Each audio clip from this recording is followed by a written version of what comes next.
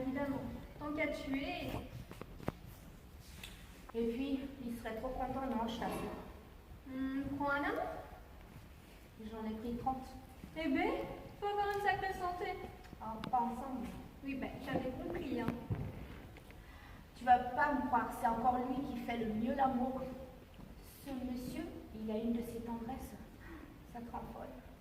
Si tu le tues, il ne sera plus là. Peut-être, mais je pourrais en train de dormir.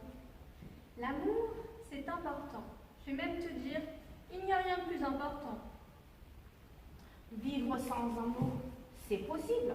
J'en connais des tas. Peut-être, mais c'est moins trop, là.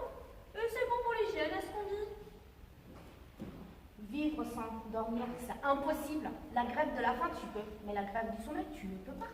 Bah, une nuit, tu fais l'amour. La nuit après, tu es tellement crevé, tu dors. C'est bon ça comme rythme.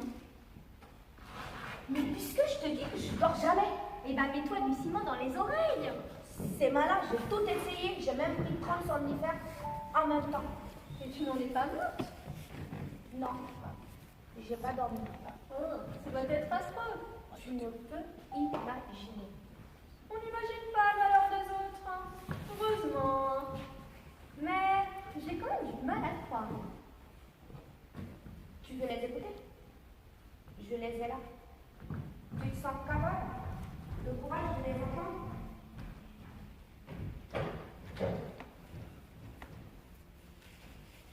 C'est pas vrai. Tu les as enregistrés? Non mais c'est du vice. Hein. C'était pour les faire entendre au juge. Il m'a dit que ça ne justifiait pas un divorce pour cruauté mentale. Non, non, j'ai tout pesé, sous-pesé, étudié, analysé. Après, quand je l'aurai fait, je dors tranquille jusqu'à la fin de mes jours pour rattraper le temps perdu. Bon, fais écouter pour voir. Tu es prête? Je suis tout oui.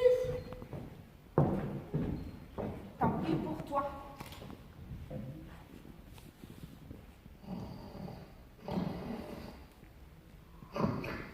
Oh, c'est dingue!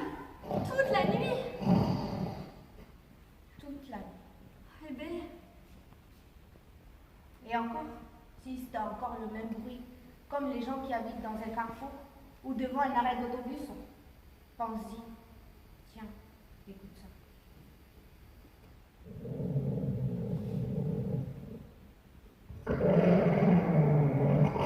Oh, arrête, arrête! Et puis, il y a ça.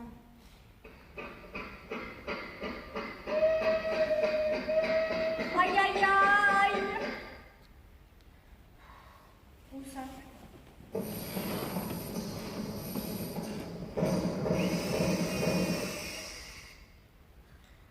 Où ça?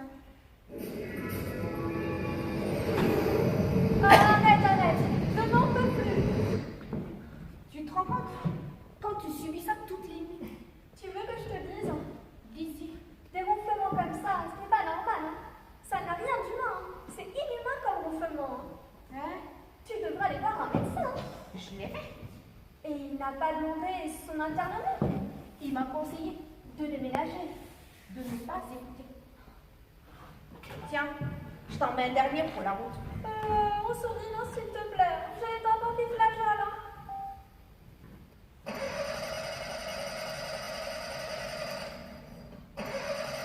Il avait le hoquet. Non mais il est vicieux comme mec. Hein. Avoir le hoquet et ronfler en même temps. Non mais c'est trop. Hein. Tu vois, il n'y a pas d'autre solution. Je dois dire. Je peux compter sur toi pour la nuit? Oui. J'en parlerai à Jonathan. On dirait qu'on faisait une partie à 3 à la maison. C'est imparable. Tu vas pas le raconter à tout le quartier. Il est surtout Jonathan. Il est sans risque, je le connais. Jonathan. Dès le moment où tu lui parles de baise, il dit tout ce que tu veux. Mais tu as réfléchi à comment tu vas faire?